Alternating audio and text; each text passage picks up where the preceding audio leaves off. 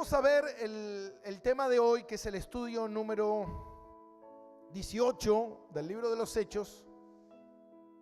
Ya hace 18 estudios estamos llevando del libro de los Hechos.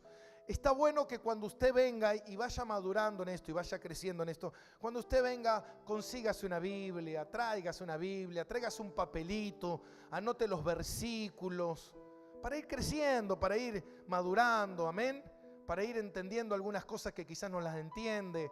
Y está bueno eso, amén. Por eso venga a la iglesia. El Señor sabe que tenemos que congregarnos, amén. No es algo que es meramente del hombre, no, es bíblico, amén. Está en la palabra de Dios y la palabra de Dios no puede ser violentada. Y yo titulé este estudio El crecer duele. Y lo saqué de esto de ver a mis hijos, de que muchas veces vienen y me dicen, papá, me duelen las piernas, o Gio, que es el más llorón, no está en la escuelita, así que podemos sacarle el cuero. Y él viene muchas veces y está llorando y dice, me duele la pierna. Y nosotros le decimos, porque estás creciendo. Es algo que muchas veces hemos escuchado, pero es cierto. Cuando una persona va creciendo, los músculos, los tendones se empiezan a estirar, porque la persona va creciendo, el hueso va creciendo y de repente te agarra un dolor raro, un dolor extraño. Pero eso tiene que ver con el crecimiento y no hay tratamiento, no hay medicina, no se puede hacer nada. Simplemente aguantar ¿qué? El dolor. Amén. Entonces todo crecimiento siempre va a doler. Si esta iglesia, que creo y estoy seguro, vamos a crecer. ¿Cuántos creen eso? Dale un aplauso al Señor. Vamos a crecer. Amén. Ahora, si estamos seguros que vamos a crecer, va a doler. Nos va a afectar, nos van a pasar cosas, amén. Y hay algo que muchas veces parece dentro de la iglesia, no sé si usted a veces lo siente, quizás los hermanos que son más viejos, quizás a veces uno dice, che, el ambiente en la iglesia está raro, viste, hay cosas como que el aire está raro, y porque pasan cosas, y eso tiene que ver con el crecimiento, como que a veces uno dice, ¿y ahora qué va a pasar? ¿Y esto y aquello? Y eso tiene que ver con el crecimiento, con cosas que van sucediendo dentro de una iglesia. ¿Amén? Y esto le pasó a la iglesia primitiva y nos deja una enseñanza que tiene mucho para enseñar. Mire, todavía ni empecé a predicar, ya hace más de 10 minutos. Pero tiene mucho para enseñar esto. Amén. Y ojalá que usted hoy pueda comer toda la porción. Amén. No se pierda nada. Chupa el plato si es necesario, pero váyase bien gordo, bien satisfecho, lleno, de decir, wow, me voy entendiendo esto con claridad, amén. Y dice en el capítulo 6 del libro de los Hechos, la elección de los 7 diáconos. Y dice, y en aquellos días, como crecía el número de los discípulos, hubo murmuración de los griegos contra los hebreos, de que las viudas de aquellos eran desatendidas en la distribución diaria. Entonces los 12 convocaron a la multitud de los discípulos y dijeron, no es justo que nosotros dejemos la palabra de Dios para servir a las mesas. Buscad pues, hermanos, de entre vosotros a 7 varones de buen testimonio, lleno del Espíritu Santo, de sabiduría, a quienes encarguemos este trabajo, y nosotros persistiremos en la oración y en la administración de la palabra.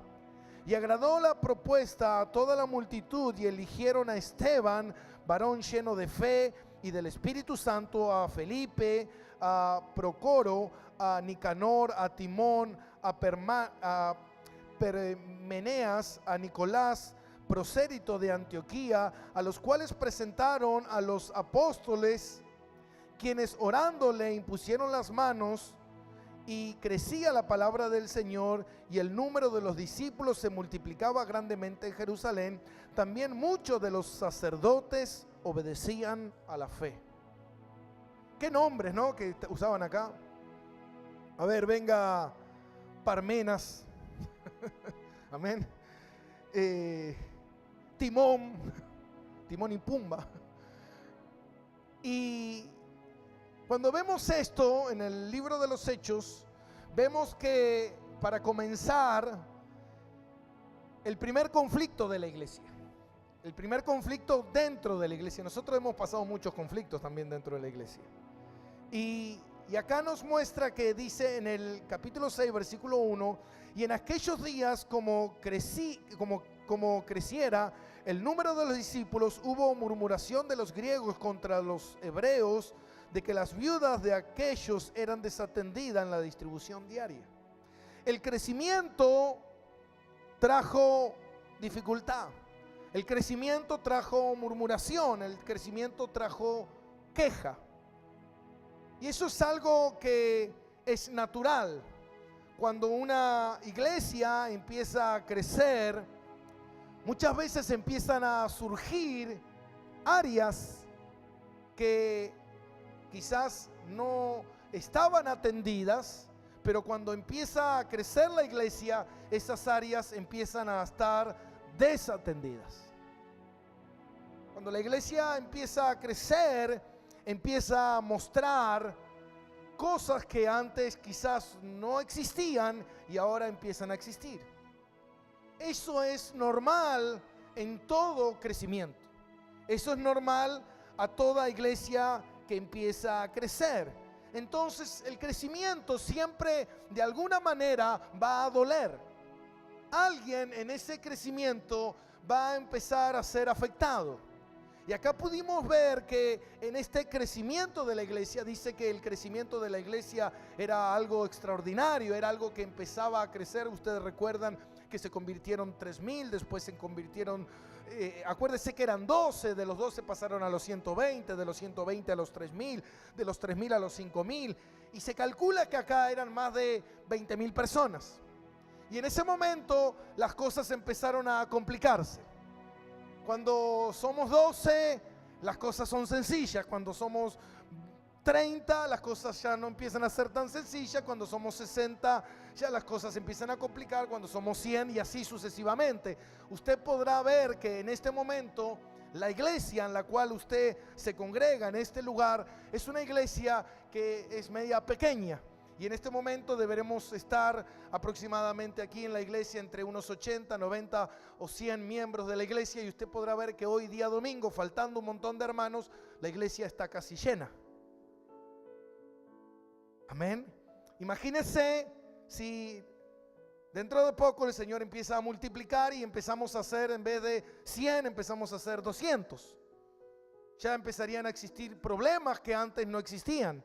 Primeramente problema de espacio, segundamente problema de baño, y así sucesivamente van surgiendo problemas que antes quizás nosotros no teníamos. Antes teníamos sobra espacio y ahora quizás el espacio empieza a ser medio reducido, las sillas ya no empiezan a alcanzar, y eso tiene que ver con el crecimiento. Y eso era lo que estaba sucediendo en la iglesia primitiva. Ellos estaban experimentando un crecimiento tremendo, y cuando empezó a existir este crecimiento empezaron a existir problemas. Entonces, cuando en una iglesia hay problemas es porque hay crecimiento. Decirle al que está a tu lado: cuando hay problemas es porque hay crecimiento. Y para crecer es necesario pasar por dificultades. Es necesario pasar por situaciones que antes no existían y que tenemos que ser guiados por el Espíritu Santo a ver cómo abordamos esos problemas, a ver cómo los resolvemos, porque no es tan simple como parece. A veces uno piensa y dice: bueno, esto se resuelve así, y no es así. Y mire, yo se lo voy a empezar a desglosar esto, y usted va a empezar a darse cuenta de que quizás muchas de las cosas que están aquí en este pasaje le han pasado a usted, o usted está viendo que está pasando. Porque yo me sentí identificado.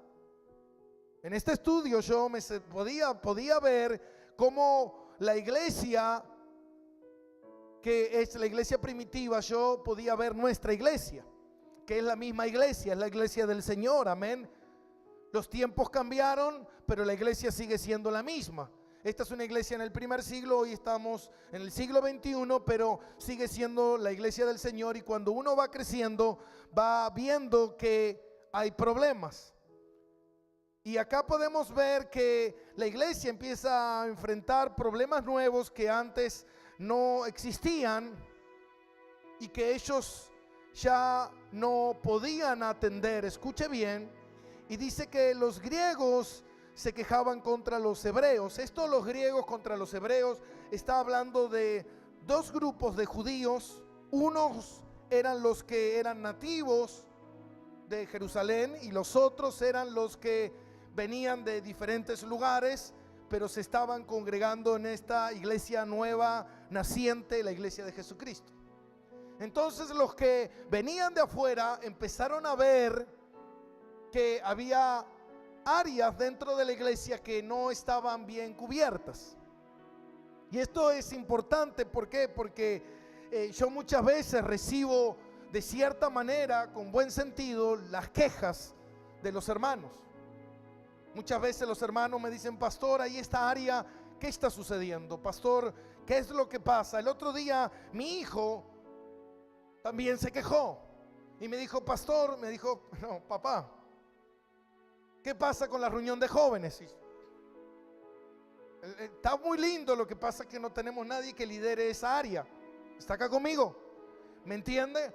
Lo que pasaba antes era que quizás teníamos 2 jóvenes, ahora estamos teniendo 10, 15 jóvenes y estamos teniendo más niños y las cosas empiezan a complicarse. Entonces ya empieza a mostrar las áreas que necesitan más atención. Entonces acá empieza el problema, que los griegos empezaron a ver que había áreas dentro de la iglesia que los hermanos no estaban cumpliendo. Entonces dice que las viudas eran desatendidas en la distribución diaria. Y sabe que las viudas eran muy importantes, son muy importantes para la iglesia del Señor. Y el Señor siempre está preocupado por las personas más indefensas dentro de la iglesia. En ese tiempo las viudas no recibían, como hoy nosotros podemos ver, una jubilación, un subsidio, o muchas de ellas incluso ni siquiera tenían ni marido ni hijos. Porque ustedes recuerden que después Pablo va regularizando el tema de las viudas y dice que las viudas que necesitaban atención dentro de la iglesia tenían que ser mayor de 65 años, tenían que no tener familia, porque si no, su familia era la que se tenía que ocupar de las viudas, para no ser una carga para la iglesia. Pero si había una viuda que no tenía hijos, que había sido una buena esposa y era mayor de 65 años, que la recibiese la iglesia, sino que las casara. Amén. O si no, que se ocuparan sus hijos, que era el deber. Dice que los suyos deben proveer para los de su propia casa. Amén. Si no, eso está mal delante de Dios. Amén, iglesia. Y este crecimiento trajo la queja de estas viudas que estaban siendo desatendidas. Era un grupo dentro de la iglesia que estaban viendo que había algunas áreas o había áreas que eran más atendidas y áreas menos atendidas. Ellos podían ver que estaban desatendiendo un área de la iglesia. Y quiero hablarte de la parte de la desatención de esa parte de la iglesia. Muchas veces es natural que la desatención, escuche bien, ocurra por causa del crecimiento. Yo recuerdo cuando tuvimos a nuestro primer hijo, toda la atención estaba puesta en ese primer hijo. Nosotros lo cuidábamos día y noche, velábamos por él, lo cambiábamos, le dábamos de comer. Pero cuando Miqueas tuvo 4 años, vino su hermano. Y ya Miqueas, con 4 años, ya él iba al jardín, ya no había que cambiarle los pañales, creo. ya no había que darle la mamadera, ya él era un poquito más grande, ya se manejaba un poco más solo, y de repente vino su hermano, y en ese momento toda la atención o la mayor atención fue puesta en el niño más pequeño y más indefenso. Y en algún momento nosotros empezamos a recibir quejas de parte de Miqueas. Y la queja que él nos daba es: ¿por qué se ocupan de él y no se ocupan de mí? Y eso es lo que pasa muchas veces dentro de la iglesia. Lo que estaba sucediendo es que había un nuevo integrante en la familia que necesita mayor atención que el otro que está más maduro. Esto no implica que no vaya a ser atendido, pero sí implica que va a recibir quizás menos atención, porque el nuevo es muy pequeño y necesita una atención mucho más grande. Ahora, cuando nosotros podemos ver esto trae sufrimiento a la iglesia, porque a mí me pasa muchas veces que muchos hijos grandes muchas veces me preguntan: pastor, ya usted no viene a mi casa a tomar mate como era antes. Muchas veces he escuchado a la gente decir: bueno, ya el pastor me descartó, ya el pastor no me da atención. Y no es eso, es que llegaron nuevos miembros a la familia. Y esos nuevos miembros a la familia muchas veces necesitan una atención más personalizada. Esos nuevos miembros necesitan que se les dedique tiempo hasta que puedan madurar y empezar a andar solo. Ahora, el problema es: ¿qué pasa cuando de repente no solamente viene un nuevo miembro a la iglesia, sino que vienen 2 miembros a la iglesia nuevo, 3 miembros a la iglesia nuevo, 4 miembros, 5, 6, 7? La cosa empieza a complicarse. ¿Por qué? Porque ya el pastor no solamente tiene que ocuparse de predicar la palabra, de orar por la congregación, sino también que se está ocupando de estos nuevos. Los más viejos se están quejando porque ya no reciben la misma atención que recibían antes. ¿Hola? ¿Y sabe cuántas veces he escuchado esto de los más grandes? Escuchar: ya no me necesitas más, ya no te importo, ya me dejaste de lado, ya no me prestas atención, ya ni siquiera vienes a visitarme. No, lo que pasa que si usted supiera que hay gente nueva, y esa gente nueva tiene que ser atendida, esa gente nueva tiene que ser cuidada. Y esto es lo que empezó a suceder en la iglesia primitiva, y esto es lo que muchas veces sucede aquí dentro de la iglesia, que gracias a Dios muchas veces podemos tener de algunos hermanos mayores que pueden ocuparse de sus hermanos menores, porque si no, la iglesia no crecería. Por eso nosotros aquí, yo siempre les doy las carpetas para poder atender y poder cuidar a esos nuevos, porque yo no puedo, porque quizás yo estoy cuidando a otros, entonces no puedo hacer la tarea de cuidar de repente a 4, 5, 6, 7, no se puede. Como sucede muchas veces, y podemos verlo dentro de la iglesia. Podemos ver que el pastor Néstor está cuidando a Esteban y a su mujer, o Marcela. Podemos ver que Ale está cuidando a su hermana. Podemos ver, y así muchas personas. No quiero nombrarlos a todos, pero hay muchos que están haciendo tareas. Coco también, que está trabajando con María Eva. Jorge, que está trabajando. Yo también estoy trabajando. Y vemos muchos que están haciendo una tarea fabulosa, que es la tarea de poder ocuparse de esos nuevos que necesitan una atención. Quizás a veces el más grande empieza a decir: che, pero a mí no se me atiende. Y bueno, porque seguramente porque ya no necesitas la misma atención que recibías. Pero ¿me va entendiendo? que muchas veces la gente cree que va a recibir la misma atención siempre, y las cosas de Dios no son así, porque naturalmente el mismo crecimiento nos lleva a nosotros a tener que ocuparnos de las personas más pequeñas. Los más pequeños necesitan una atención, un cuidado y una observación más de cerca.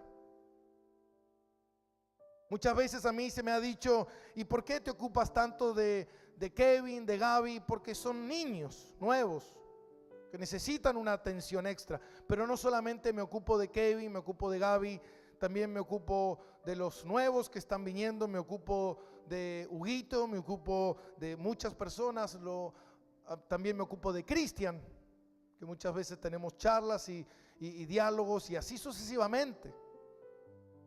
Entonces, muchas veces uno no puede hacer todo el trabajo. Por eso es necesario que dentro de la iglesia los más maduros, los más grandes, empiecen a darse cuenta que están creciendo. Si hay gente nueva, es porque usted está creciendo. Entonces, si usted está creciendo, usted va a tener que darse cuenta de que usted no está aquí en la iglesia para ser atendido, sino que usted está aquí en la iglesia para atender, para colaborar, para ayudar. Y muchas veces nos olvidamos de esas cosas. Mire lo que dice en Tito capítulo 2, versículo 3. Voy a hablarle a las hermanas. Tito capítulo 2, versículo 3. Esta es la carta que Pablo le manda a Tito. Y dice: las ancianas. ¿Cuántas ancianas hay aquí? Hermano, anciana no es alguien viejo, sino alguien maduro, alguien que tiene conocimiento de las cosas del Señor, tiene cuidado de las cosas del Señor. Yo sé que aquí en la iglesia, hermano, ¿qué necesita uno para ser anciano? Necesita haber madurado en Dios. ¿Cuánto tiempo le pudo haber llevado eso? 2 años, 3, 4, 5. Pero después de eso la persona tiene que madurar. Amén. Entonces dice: las ancianas asimismo sean reverentes en su porte, no calumniadoras, no esclavas del vino. Así que, chicas, dejen el copete. Maestras del bien, que enseñan a las mujeres ¿qué? Amén. ¿A qué? Amar a sus maridos y a sus hijos, a ser prudentes, castas, cuidadosas de sus casas, buenas, sujetas a sus maridos, para que la palabra de Dios no sea blasfemada. Wow. Mujeres con buen testimonio, que no sean chismosas, que no anden de casa en casa, que no anden trayendo contienda a la iglesia, sino que se ocupen de lo que se tienen que ocupar. ¿A qué? A enseñar a las hermanas nuevas a ser buenas cristianas, buenas esposas, buenas madres, a sujetarse a sus maridos, a hacer las cosas correctas, a ser personas dignas de llevar el nombre del Señor sobre sus vidas.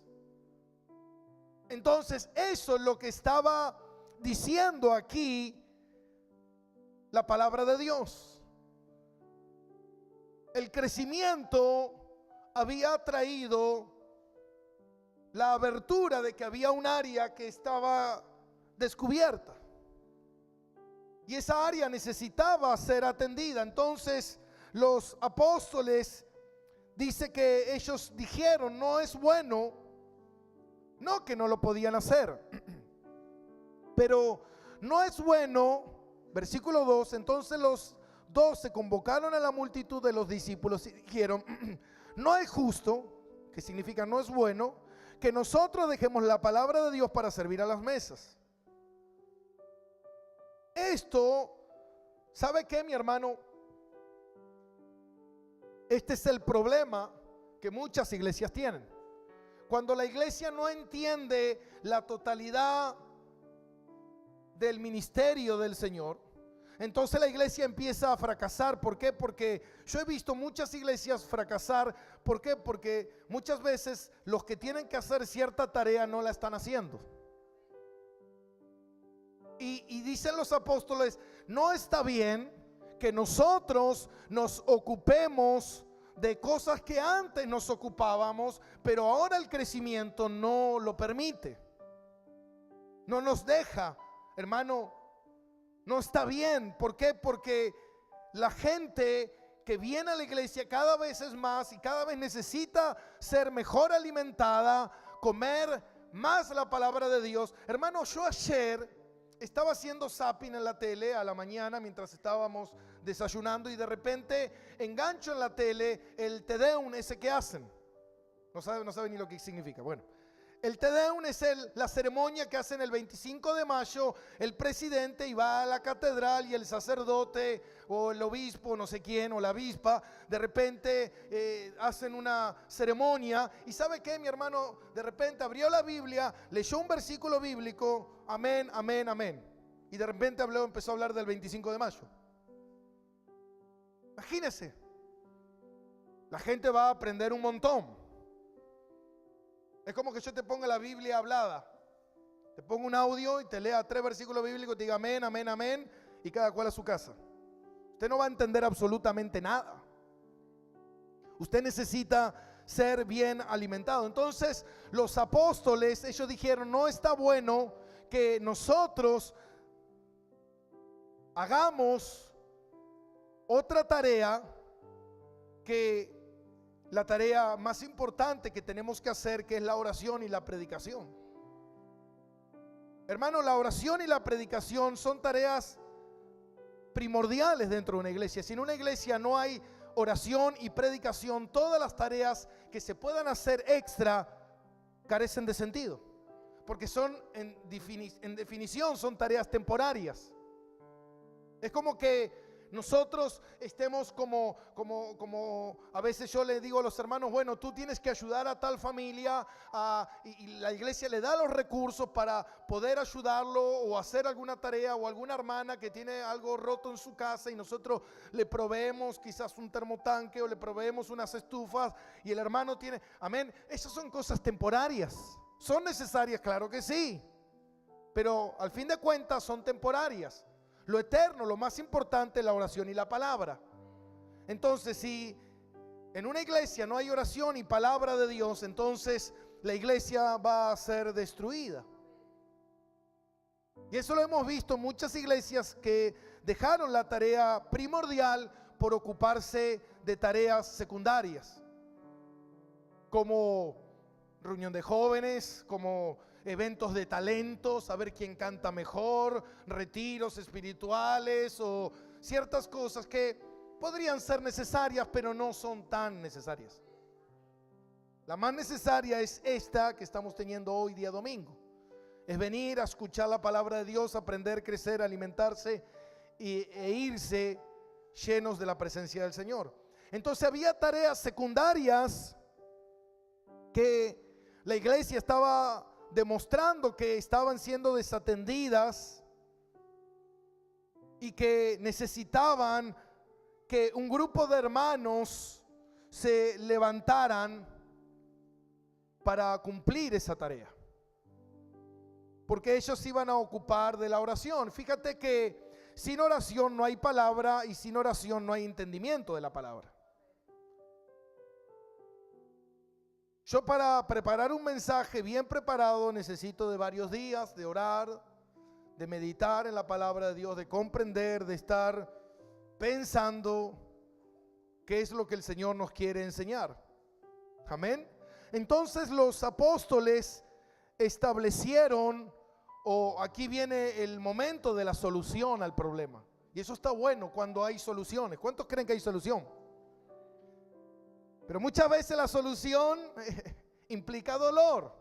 El crecimiento implica dolor. La madurez implica dolor. Muchas veces he escuchado gente que me ha dicho, pastor, yo quiero ir a la consejería, pero quiero que la consejería me la dé usted. Cuando somos 3 no hay problema, cuando somos 300 va a ser más difícil.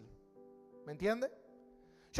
A mí muchas veces me dice la gente, me manda mensaje y me dice: pastor, estoy en cama enfermo, o tengo a mi padre, a mi madre, a mi hija enferma, ¿puede venir a orar? Sí, ahí te mando un hermano. No, venga usted. Y ahí se complica, ¿me entiende? Entonces a veces también la gente no entiende lo que es el crecimiento y a veces se enoja porque el crecimiento requiere de más hombres y mujeres de Dios al servicio de la obra. Amén. Imagínense que la iglesia aquí estaba creciendo y los discípulos, los apóstoles estaban ahí haciendo la tarea y ellos dijeron: no, porque esto nos está robando cada vez más tiempo. Yo he notado muchas veces que cuando estoy visitando a los hermanos y ocupándome de muchas tareas, muchas veces eso me está robando el tiempo que yo puedo dedicarle al estudio de la palabra.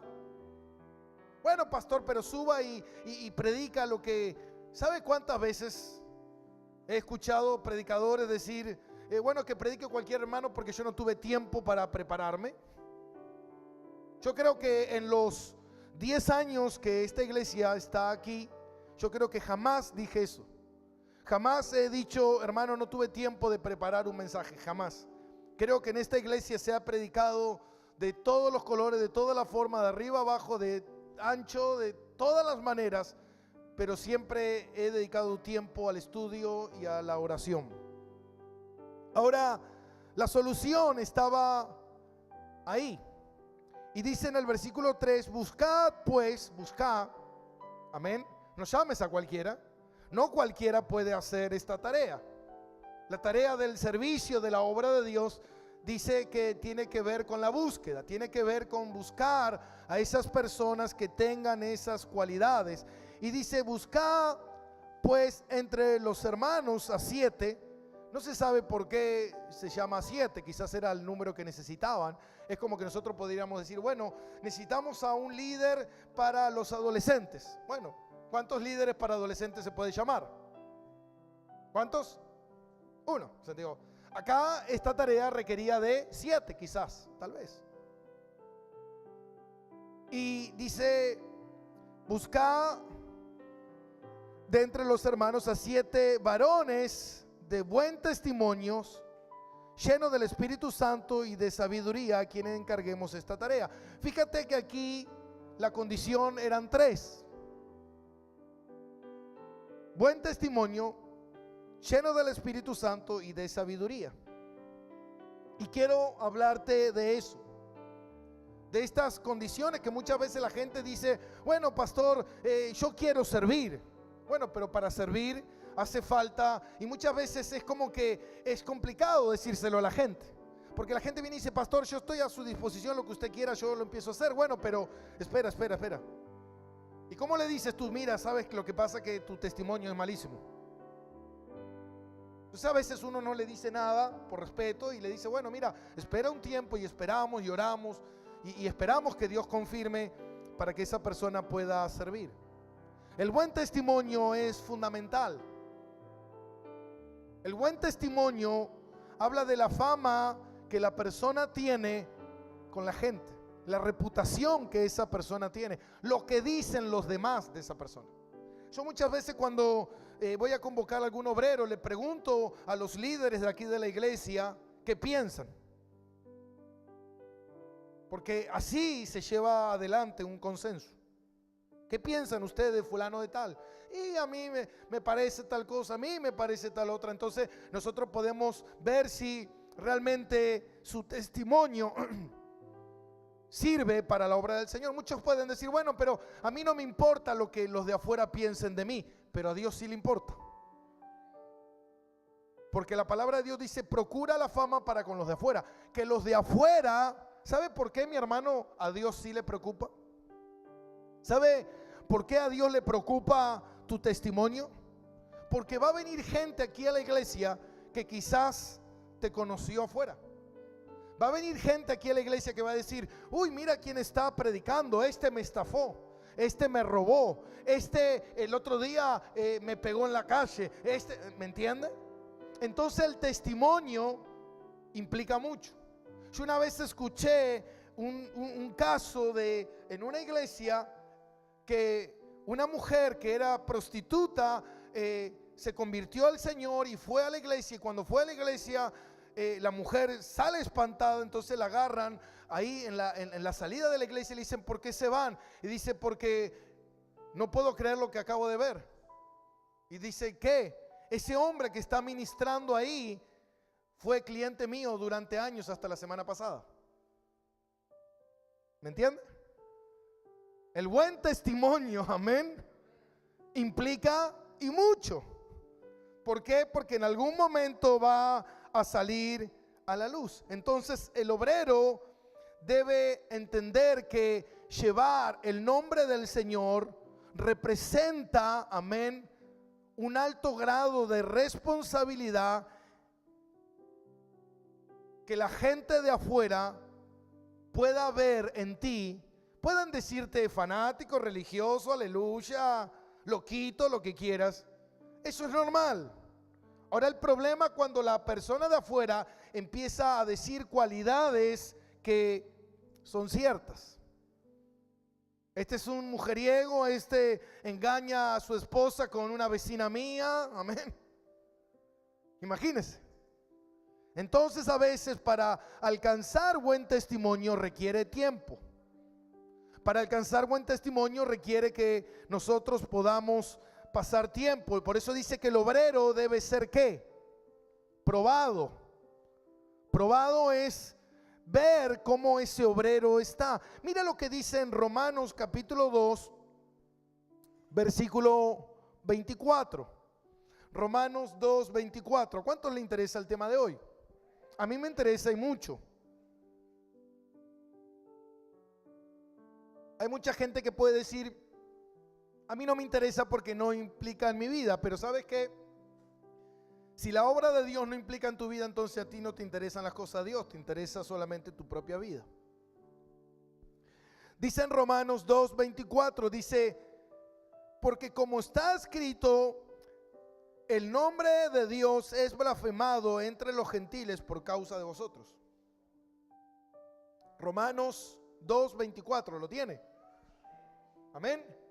Porque como está escrito, el nombre de Dios es blasfemado entre los gentiles por causa de vosotros. Mira lo que Pablo dice: el nombre de Dios es blasfemado por causa de los que sirven, por causa de ustedes, porque la gente de afuera anda diciendo que ustedes son unos mentirosos, unos chantas, unos estafadores.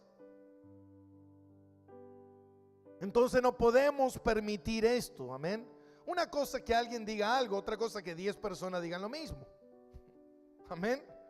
Entonces nosotros tenemos que entender que para servir a Dios es importante el testimonio. Así que si usted quiere servir a Dios, vaya haciéndose de un buen testimonio, porque es necesario, amén. Ahora fíjate también que dice de un buen testimonio, llenos del Espíritu Santo y de sabiduría.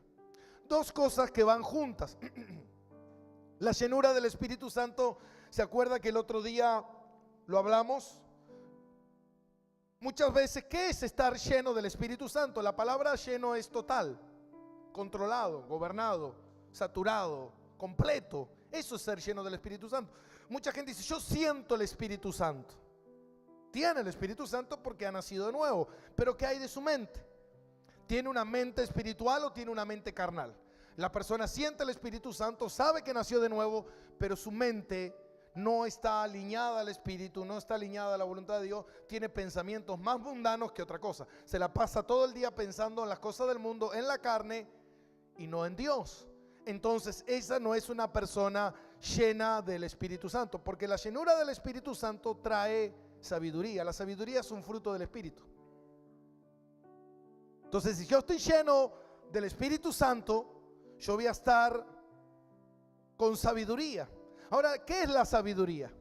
La sabiduría no es precisamente la inteligencia. Mucha gente dice: pastor, usted es inteligente, pero la sabiduría no tiene que ver con la inteligencia.